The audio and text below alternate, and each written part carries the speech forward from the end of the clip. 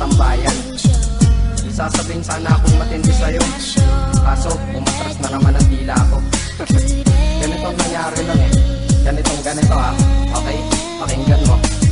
Pwede ba kitang yayain? Saan? Sa pasyalan. Sige ba? Pagkatapos ituloy na sa kasalan. Ha? Baliw ka ba? Ito naman hindi mabiro. Parang gago ka kasi. Halika dito. May gusto ka bang sabihin? Tapatin mo nga